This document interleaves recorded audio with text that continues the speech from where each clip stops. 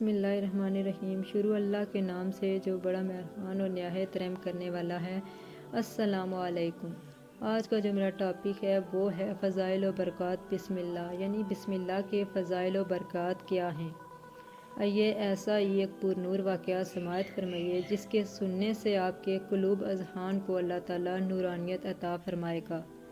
حضرت خالد بن ولید رضی اللہ عنہ کے بھائی نے اپنے بھائی کو ہاتھ میں لکھا جس میں بسم اللہ الرحمن الرحیم کے بعد لکھا کہ مجھے تعجب ہے کہ تم اسلام کے اس قدر مخالف کیوں ہو، حالانکہ تم جیسا دانا اور زرق شخص اسلام کے حقانیت سے بے خبر نہیں ہو سکتا۔ اللہ کے پیارے رسول صلی اللہ علیہ وآلہ وسلم نے مجھ سے تمہارے بارے میں پوچھا کہ خالد کہاں ہے؟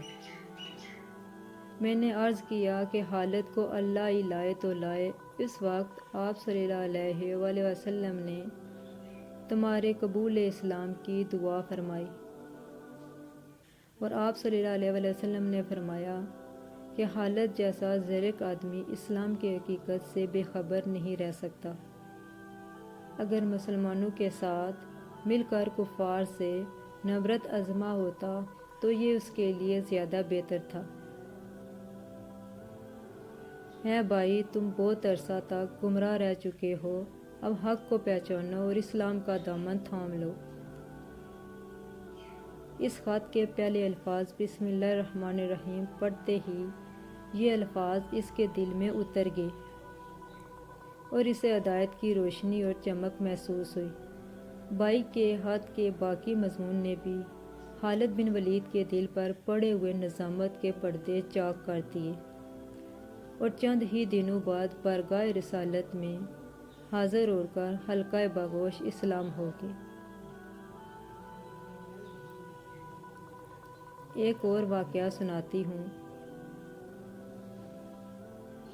حضرت امیر المومنین خلیفہ رسول سیدنا عمر بن خطاب رضی اللہ عنہ کے دور خلافت میں عراق کی جنگ میں بہت سے لوگ قیدی بنائے گئے۔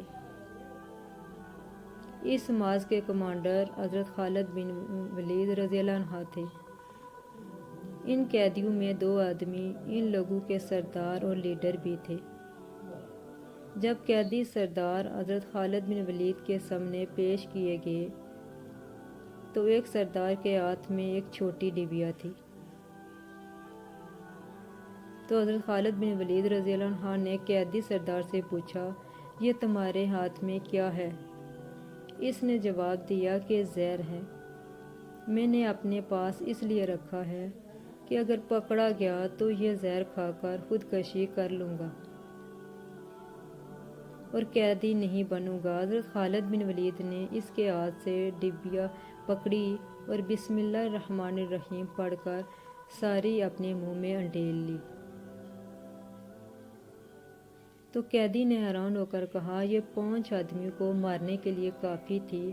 اس پر حضرت خالد بن ولید رضی اللہ عنہ نے فرمایا، زندگی اور موت میرے اللہ تعالیٰ کے ہاتھ میں ہے، جب تک وہ حکم نہیں دیتا کسی کی کیا مجال کہ کوئی مار سکے۔ اس پر دونوں سردار بما اپنے قبیلے کے مسلمان ہو گئے۔ اس لیے کوئی بھی کام شروع کرنے سے پہلے بسم اللہ ضرور پڑھنی چاہیے۔ یہ تھے بسم اللہ کے فضائل و برکات۔ اگر میری ویڈیو آپ کو اچھی لگے تو پلیز لائک اینڈ سبسکرائب ضرور کیجیے گا۔ اللہ حافظ۔